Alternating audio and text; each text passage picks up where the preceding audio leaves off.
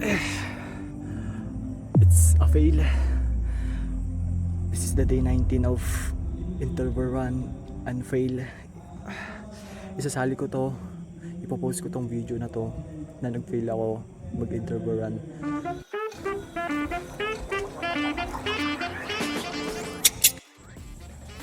Okay, so this is the retry of day 19. At bakit? Kasi ito yung explanation. It's a fail. This is the day 19 of interval run and fail. Isasali ko to, popost ko tong video na to na nag-fail ako mag-interval run. Sakit kasi ng tagiliran ko. Parang pakiramdam ko iba yung nung tiyan ko kanina. Ko lang parang bloated yung tiyan ko. Siguro sa dami ng tubig na ininom ko kanina ganun bago ako tumakbo interval run pala ako. Tapos isang try pa lang sumakit na agad yung tagiliran ko. Tapos hindi ko siya kayang i-hold na matagal. Sakit talaga. Nakakayaman aminin pero mahina pa talaga. Pero itatry ko pa rin bukas kung maging okay na. So ayun, hindi ko kinaya. Paghapon, nagtry ako kagahapon. Saturday na ngayon. Friday kagahapon. Tapos sinubukan ko siya. Pero hindi ko na kaya. So ako ulit, itatry ko ulit yung interval run. Medyo na mess up nga yung plan pero okay lang. Itatry natin ulit. Let's go.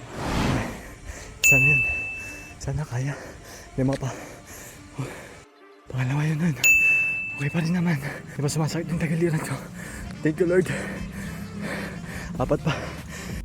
Patlo na yan. Tatlo na lang. Yan, hina na ako. Pang-apat na yun pero hala. Sumasakit na yung tagaliran ko na naman. Pero tapusin ko na lang. Dalawa na lang eh. Pilit na lang talaga to. Paano ba lalakas kung hindi ipupush mo sa limit mo, di ba? Let's go. Wala na. Panglima na yun pero wala na. Hindi na siya interval run. So aside na ulit talaga yung tagiliran ko. Diba? Nakakainis. Pero pilit ko pa rin. Isa pa. Para matapos na to. Okay natin. Kasi dinatry ko yung best ko. Tapos na. 6. Kaya pwede pala yun. Yung talagang laliban mo yung paghinga. Hindi sumakit yung tanawadan. Pero tapos na. Okay. So tapos na tayo. 10-minute cool down. Ayun na. This is the day 19. And nag-fail tayo. Try natin to talaga kagahapon. Pero nag-fail tayo. And thank you Lord na kaya ko. Although sa 4 tsaka 5 na repetition eh, sa kalahati pa lang sumakit na tagiliran ko bumagal na. As in talagang parang 6 to 7 natin pacing ko dun. Pero trinay ko pa rin. And isasali ko yung record na yon. It goes to show na it's okay to fail. Having a bad run. Ang importante, nag-show up ka. Ginawa mo yung best mo. So, masaya ko lang kasi natapos ko. Ayun lang. So, to wrap it up, it's your Neil. And this is the day 19 of trying to achieve 5 kilometers of 30. And this is the interval run. The retry interval run. Because we fail.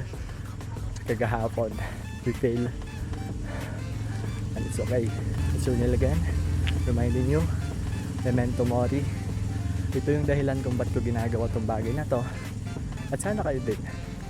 Gawin niyo yung mga bagay na ikabubuti nyo nang walang sinasaktan at inaapakan na tao. So yun lang. Moral lesson of this interval run. Retry. It's okay to fail. Okay? So let's go.